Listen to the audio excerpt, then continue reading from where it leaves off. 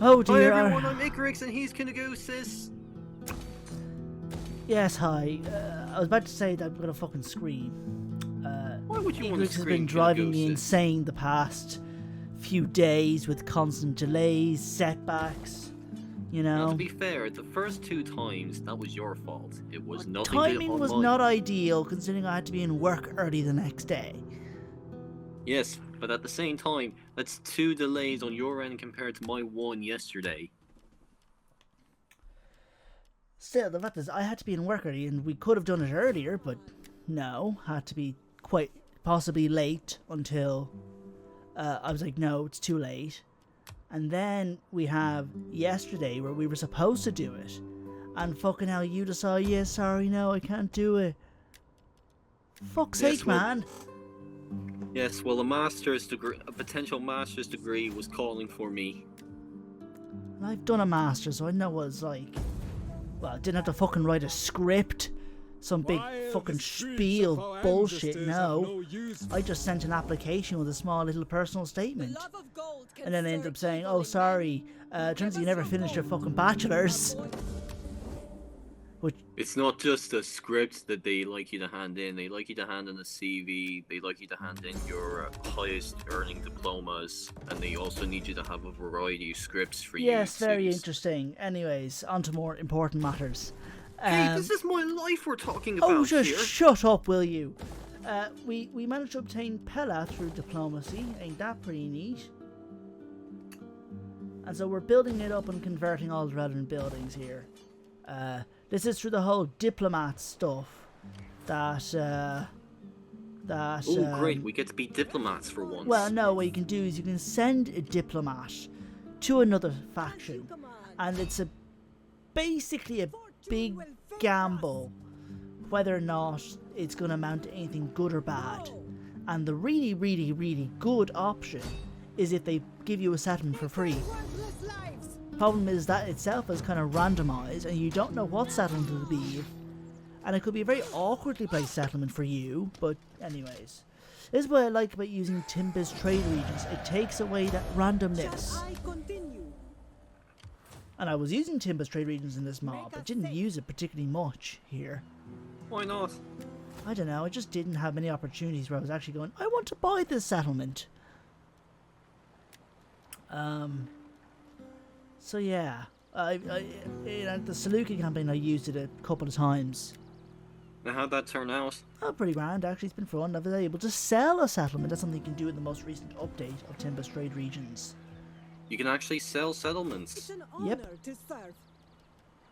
You can sell a settlement. I was fighting Atrapatkan, and I turned them into my satrapy. This is the Salukits I'm playing. It's all recorded now, but it'll be another while before it'll be available to watch.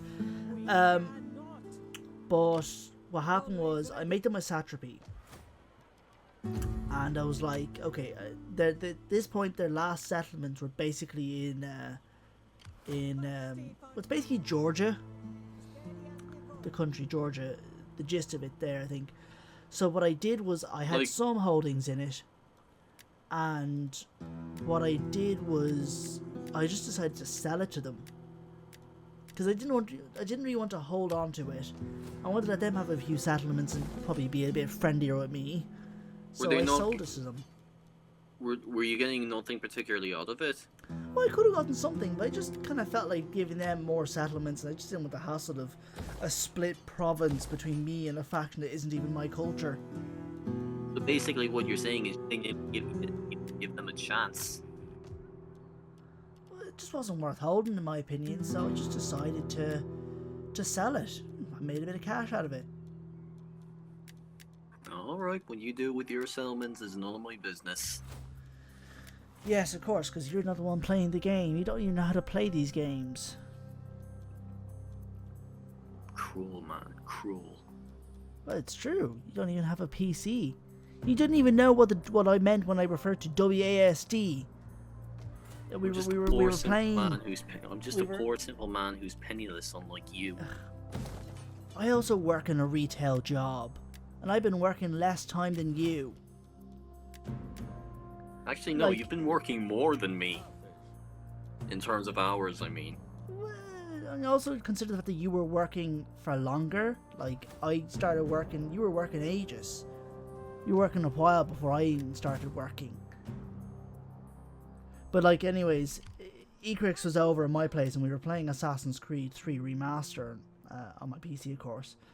And we were going to do the gamepad, you know, Xbox controller and all that. But I made like a little joke about, you know, don't really want to be using the old WASD, and he completely, it just went over his head. He did not get what I was talking about. It took me to explain the WASD and what that's meant to mean. What happens when you grow up your whole life without a PC? You spend your whole life on consoles, and you kind of grow ignorant to all these different PC definitions and terms that are apparently around. It's not that much of a jargon thing. Like even like simple games you played on the internet, I think WASD were very common keys for moving a camera or moving a character or whatever. The only time I ever played games on the computer was when I was still living over in Dunboyne when I was like 5 or 6 or something. I probably knew what WAS was or what those keys were back then.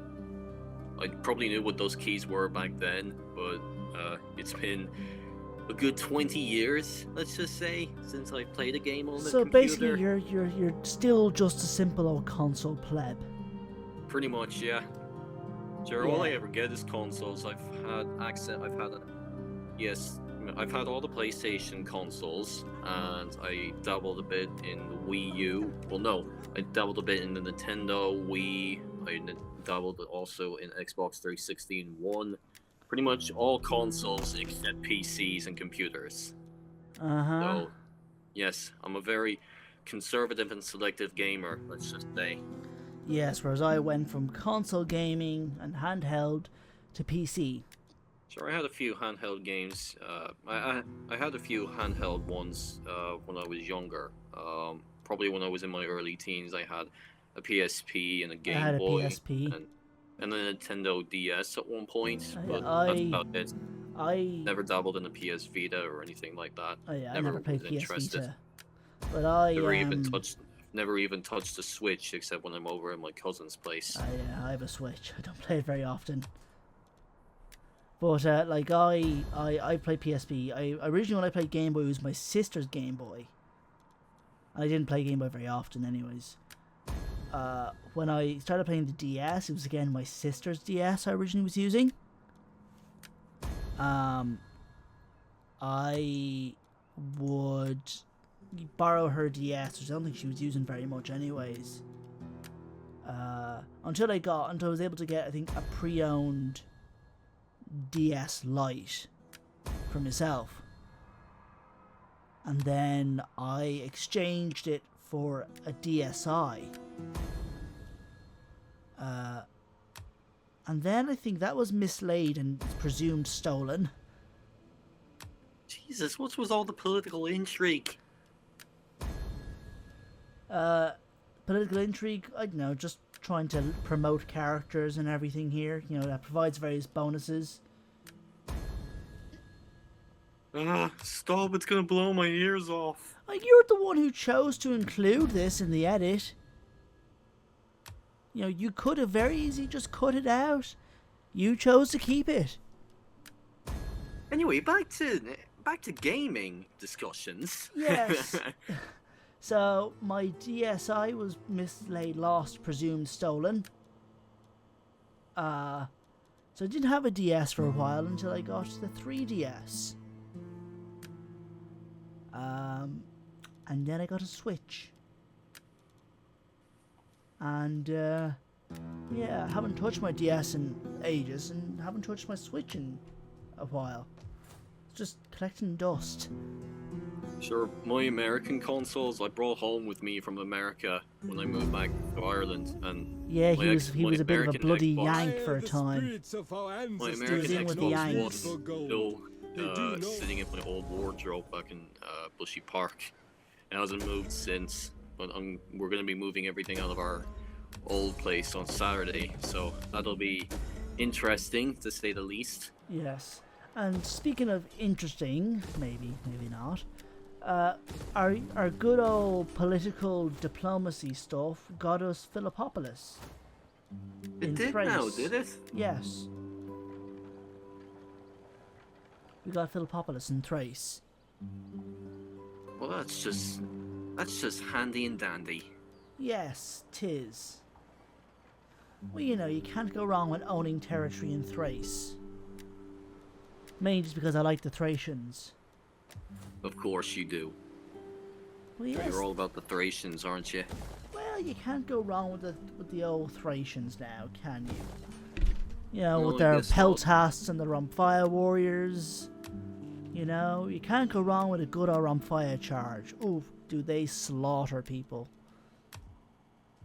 Of course, that's the only reason you're a fan of them, aren't you? Well, they also have some interesting roster, like having long spear Peltasts.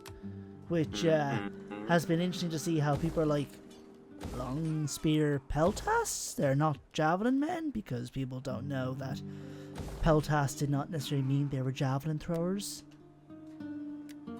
One of those little things, I remember watching Immersaholic, popular enough, modestly popular, I suppose, Total War YouTuber, just a lot of DEI content.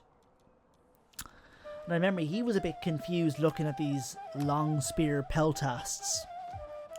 You know, like, I suppose a lot of the folks in, I suppose, your Total War gaming, casual military history, if you will, associate Peltasts to be javelin throwers.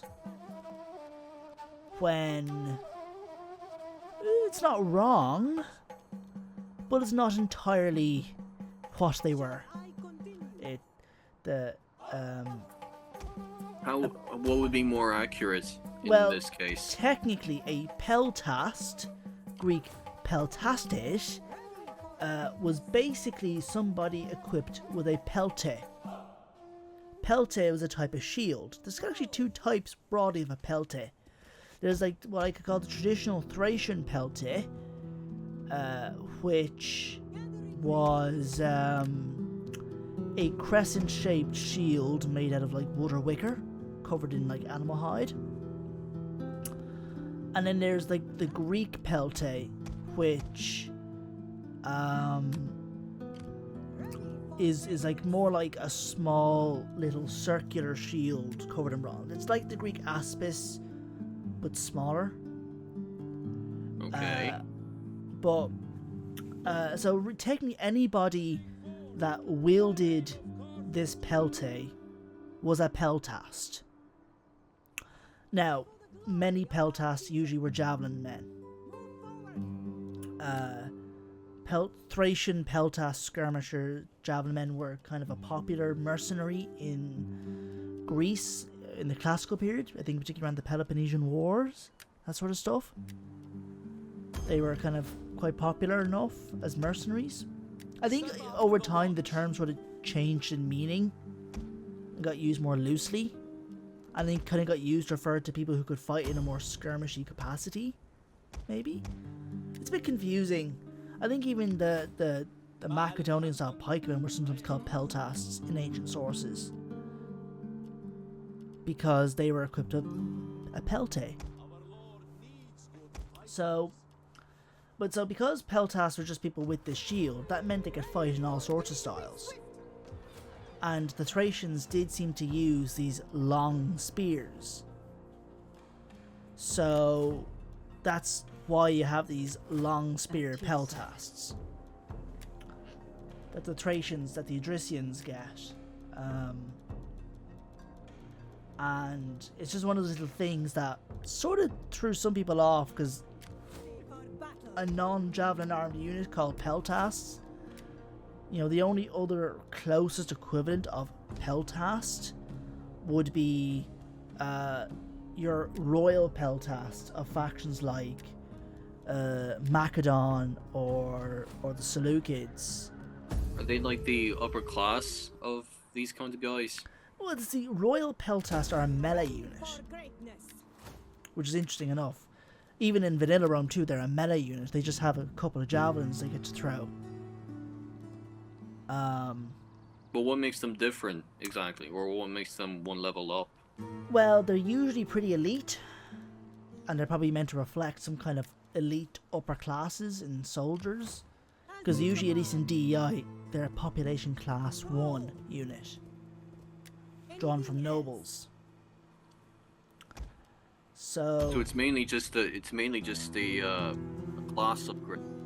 Kind of. It's not really like, I wouldn't say it's like an upgrade per se. It's just that Royal Peltasts are. I guess my point is, even then, a unit called Peltast, the Royal Peltast are the only thing that isn't a strict javelin men skirmishing unit.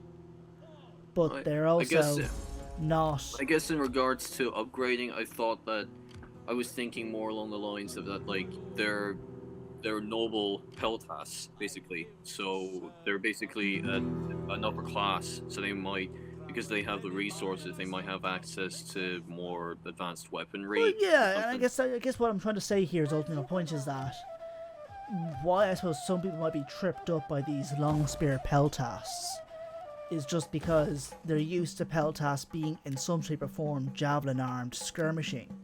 And yeah, Royal Peltasts would have pretty good gear because they're elite. Peltasts are usually light in armour. They're usually lightly armoured. And they're decent enough in melee. And what, all the other peltasts have they have much more bulkier armour sets? No, other peltasts usually don't have much armour. They don't have armour? Generally they're not particularly armoured, they're lightly armoured. Because again, they are skirmishers primarily. I know, but all the same, they gotta have some form of protection. They have shields. Oh, I know. I guess I just meant for their bodies, I suppose, aside from using their shields or something, I don't know. Well, I guess it depends what your job is, but if your job is primarily to run around, throw javelins, and maybe if you need to get into a close quarters fight, you probably don't want much armour to bulk you down. No, you could wear lighter armour like the line on thorax. But yeah, these are our Thracian Rum Fire Warriors.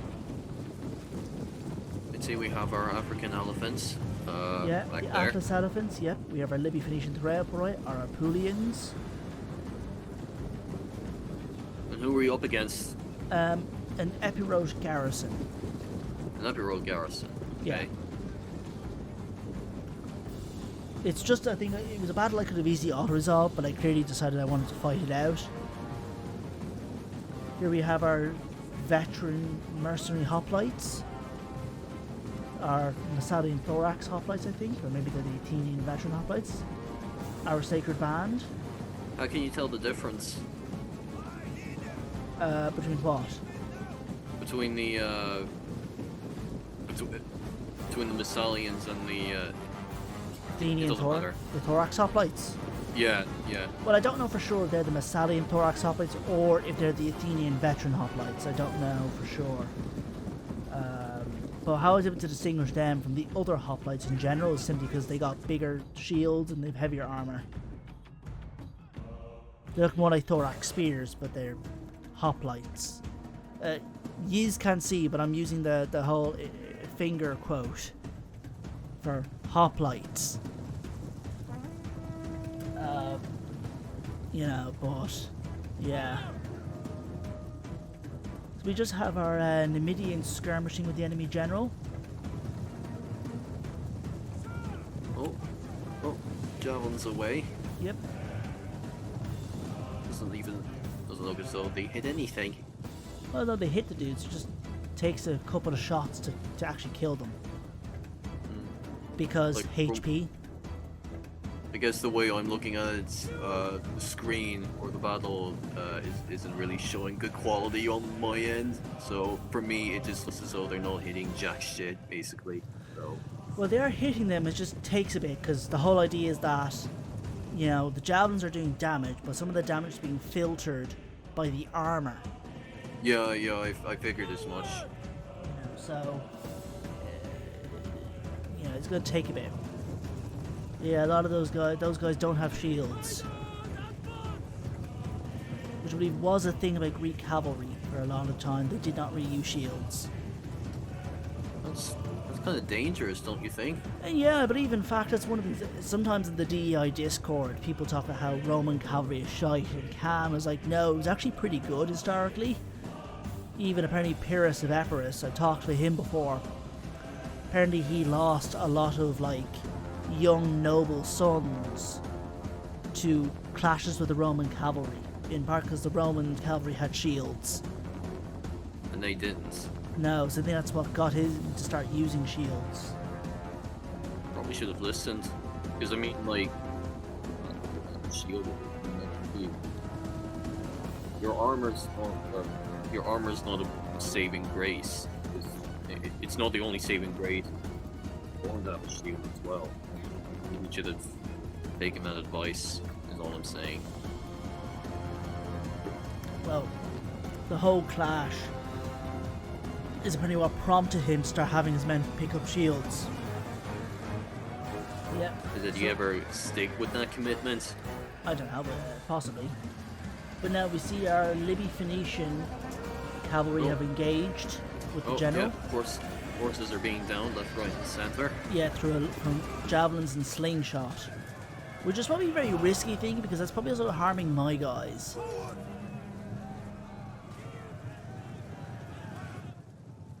Sure, they knew what they signed up for. So yeah, that's the enemy general gone. Molossa again at Hippes. That's swift execution then. Now we're using our Numidians to figure out where the rest of the enemy army is. And our Iberian cavalry also are checking. I never asked, what are Numidians skilled at exactly? Historically or gameplay? Both, I suppose.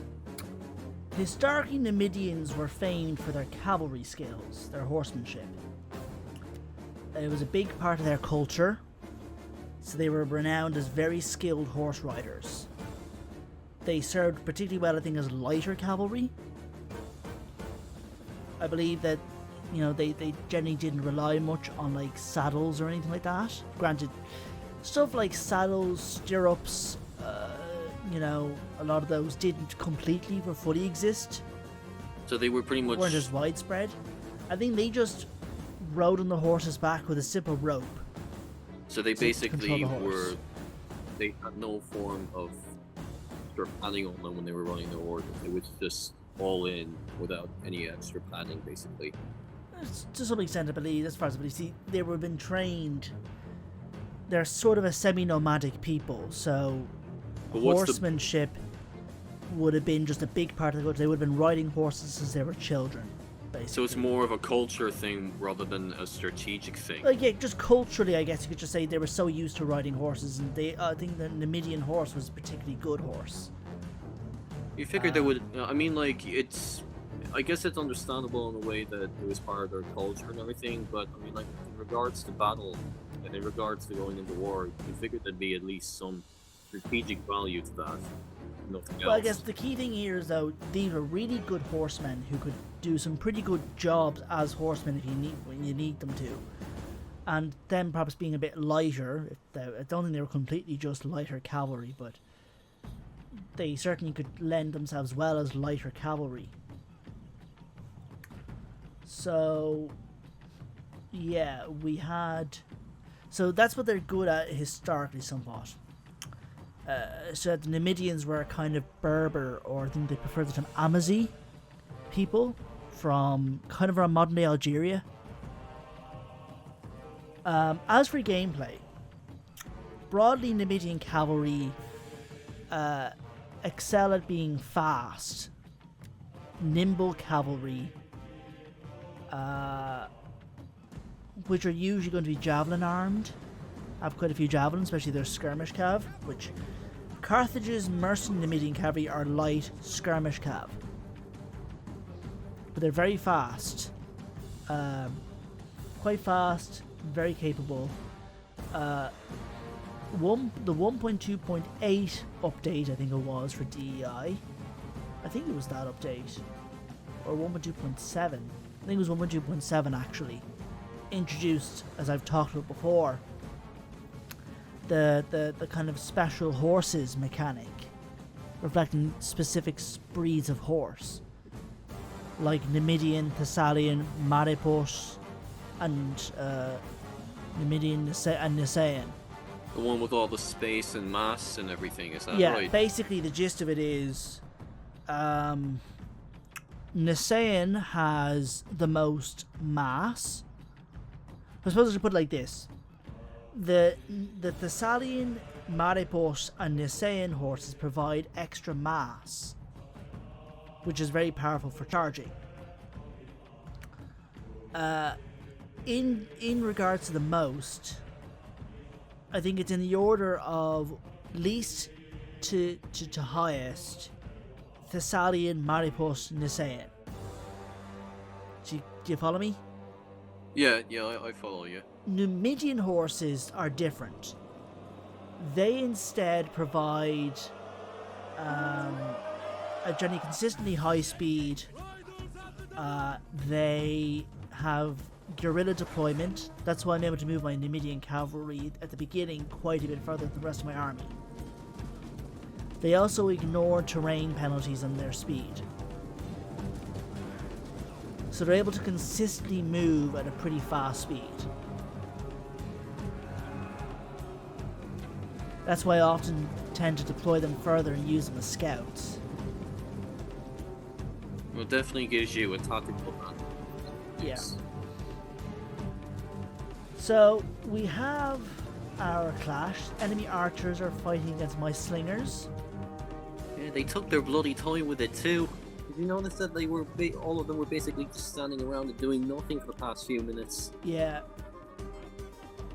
I was wondering if that was a game glitch or something. It's just something that sometimes happens. What happens is sometimes you can have like an army, like you say, a garrison is just stuck in one part of the map and just stays put in this one like, far off area of the map. And if you're fighting a smaller advanced force and you defeat them, you have to go, well, where the hell is this other army? Like the so you're garrison or basically whatever. just You have to you're just basically start just searching waiting the around map for to them to find show them. up. But yeah, here we are. So, you know, beginning clashes. Our cavalry is attacking their cavalry. We're sending our spearmen after them. Our slingers are shooting at their hoplites.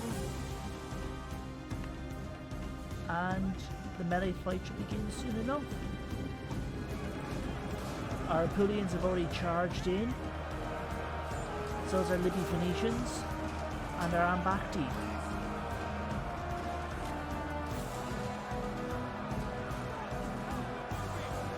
Sure, this will be a nice swift victory.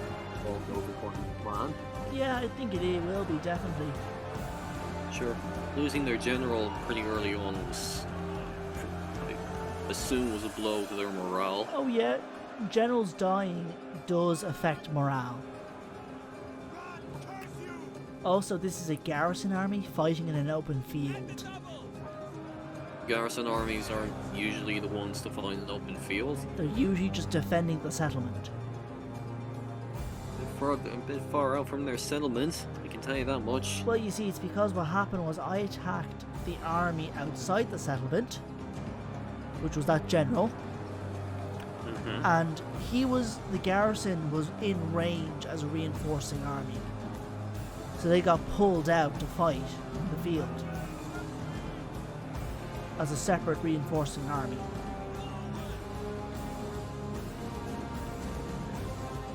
So basically they're just fresh meat. Kind of. Let's just say this is not the best place to utilise a phalanx heavy garrison. The settlement itself will probably be much better. Where would be the best place to utilise a phalanx heavy garrison? In narrow confined areas. So like, say for example, that the enemy army breached the walls or something, a phalanx heavy cavalry or whatever, or garrison was meant to defend it. Would that be the Would the ideal thing be to get the army in a tight, confined space inside the settlement and take them on from there? Yeah, so the thing is, because they can go into a formation that's good at holding off people from the front, you generally want to have a narrow area so they cannot be flanked. So just fighting at the front, and their formation will just hold off the assault from the front. And the AI is not very smart, so they'll just invest practically everything into just the frontal assault. Which means you could move a few handy troops to go around and potentially hit the enemy in the flank or rear. Sounds like a decent Hammer and enough anvil. strategy.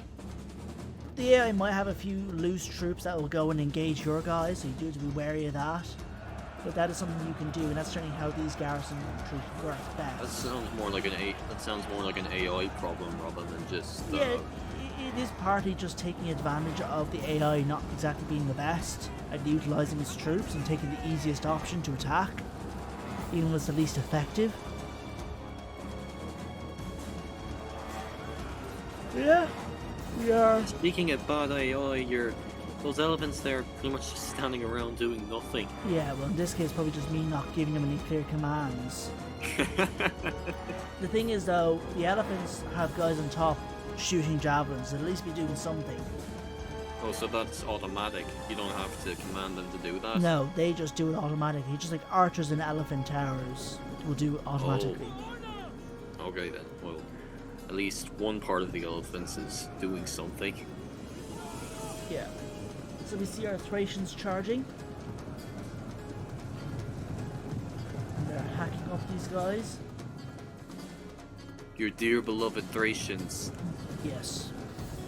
Well, the Thracians are pretty interesting. I've got like 2 books on them. Well, one physical, one digital. By the same author, actually. I have a book by Chris Webber from Osprey Publishing called The Thracians, 700 BC to AD 46. And then I have an ebook form of his other book from Pen and Sword called The Gods of Battle, The Thracians at War. Which is a more detailed version of what he talked about in his Osprey book. They're pretty interesting enough though. Yeah. I should go back to playing as the Thracians. Yeah? I started a campaign as them early in the new DEI build. How were they? Oh yeah, it was grand fun, it was fun to play. I just kind of stopped and did other stuff.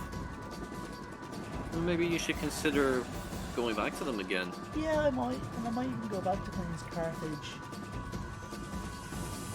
Because it was fun playing as Carthage again. Because after I did this campaign, I didn't touch Carthage for a good while. Makes sense, yeah. We've been doing an awful lot with this. Yeah. You know, at some point I should probably also get back to playing a Rome campaign. Oh yeah, it's been a while since we've touched that. Well, you never saw me do Rome, but I play Rome from time to time. But anyways, we're at the end. Thank you very much for watching.